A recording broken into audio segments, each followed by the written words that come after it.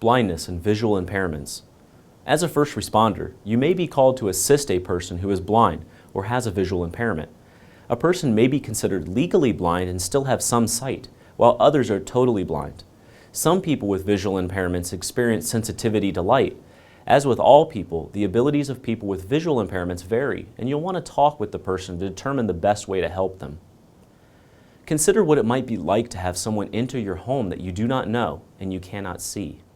When you arrive on the scene, be sure to introduce yourself and state the reason you are there. If you have a badge, offer the person the opportunity to feel the badge to confirm your identity. If the person seems skeptical about who you are and you do not have a badge, you may let the person hear radio transmissions or a soft siren chirp. Allow the person to verify your identity by calling dispatch. Address the person directly, by name if possible. It is considered polite to indicate your position by speaking to the person as you move around the room. Talk to the person about what is going on and who is in the room or area. This includes notifying them as you exit and re-enter the room or emergency area. Don't worry about using idioms in your speech like see or look. Tell the person that you are going to touch them before making physical contact and, as much as possible, limit your physical contact. Describe what you are going to do and how it is going to feel.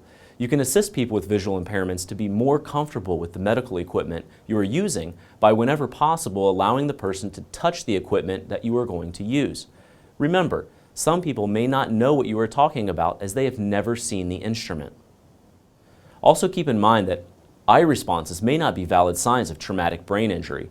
Traumatic brain injury assessment should focus on other signs and symptoms. Bear in mind that a blind or visually impaired person can still be a good witness. Do not discount their account if they were present during a crime. Ask about the extent of the person's impairment and what they were able to see. A person who is legally blind may still be able to make out colors or describe clothes. Ask them to describe how the event unfolded or if there were any specific smells, sounds, or tactile experiences that stood out. If you need the person to move to safety, offer your arm for what is called sighted guide. If your assistance is accepted, the best practice is to offer your elbow and allow the person with a visual impairment to tell you when they are ready to walk and how fast they are comfortable moving. They will likely walk beside and a step behind you so they can anticipate changes. If leading several people with visual impairments, ask them to guide the person behind them. Don't grab, propel the person in front of you, or attempt to lead the person by the hand. Rather, walk as you normally would. Be sure to mention and describe stairs, doorways, narrow passages, and ramps. Give relevant descriptions such as, "This doorway is narrow, so I will walk through it first with you directly behind me." Or, "The stairs aren't steep, the step up is only about 3 inches. Give left-right directions according to the way the person is facing. Avoid vague phrases such as over there, that way, and here. Do not worry about being overly descriptive. The person will let you know if it is too much information. When guiding someone to a seat, place the person's hand on the back of the chair. Briefly describe the seat. For example, this is a metal folding chair without arms. When you have reached safety, orient the person to the location and ask if any further assistance is needed. Again, be sure to let the person know when you are leaving their presence so they don't assume that you are still nearby. Service animals. Some people with visual impairments use service animals. According to the Americans with Disabilities Act, only dogs are recognized as service animals. The ADA has a separate provision about miniature horses that have been trained to serve people with disabilities. But for the most part, a service animal is a dog that is individually trained to do work or perform tasks for a person with a disability. State and local government services, public accommodations, and commercial facilities must permit service animals to accompany people with disabilities in all areas where members of the public are allowed to go. In short, where the handler goes, the animal goes. Service animals are extremely important and valuable to their owners.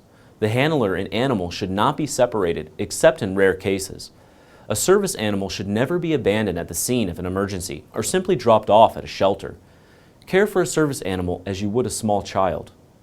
People who are blind or visually impaired may use a service animal, but people with other types of disabilities also use service animals.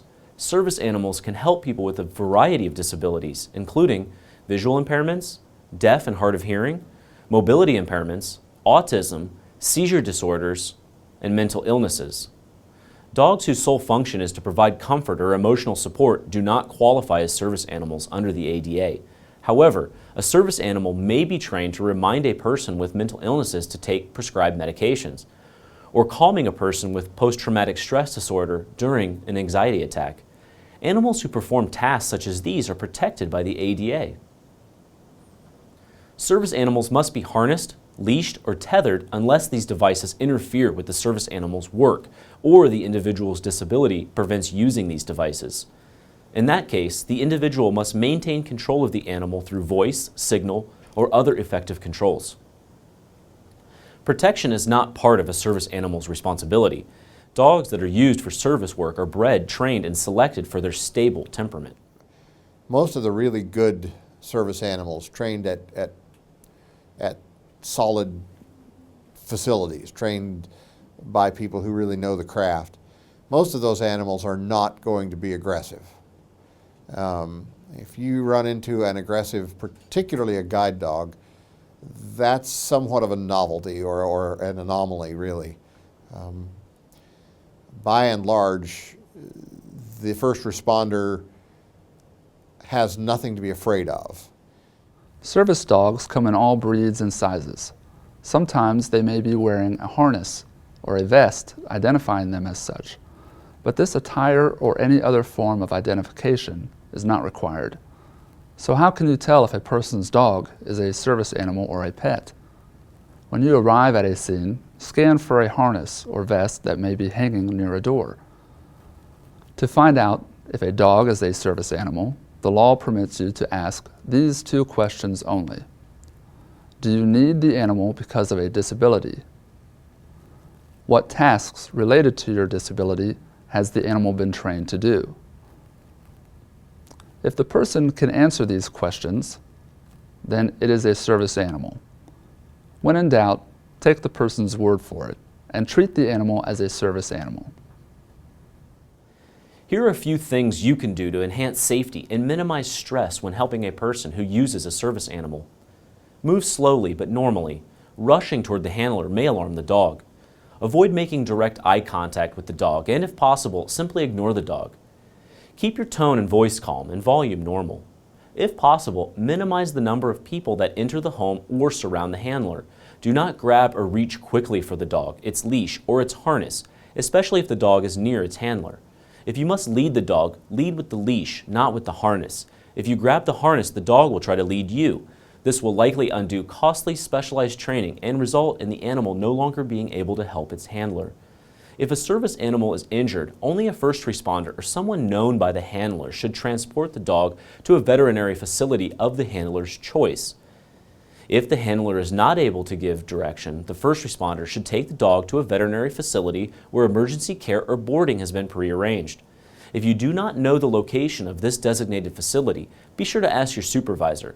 Simply taking a service dog to the nearest veterinary office or shelter can result in the long-term separation of the handler and their much-needed service animal. And most of these service animals, again from the truly good schools, most of them will include a microchip implanted in the dog.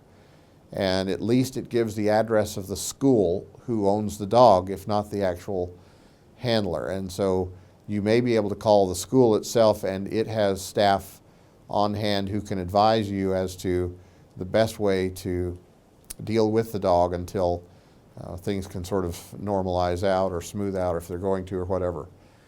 It is important that arrangements are made to reunite the animal and its handler as soon as possible. The open diamond plating, which is often found on ambulance steps, can injure a dog's feet. To load a service dog into an ambulance, use the side door, which does not have the open diamond plates. If the ambulance has closed diamond plating, this will not injure the dog.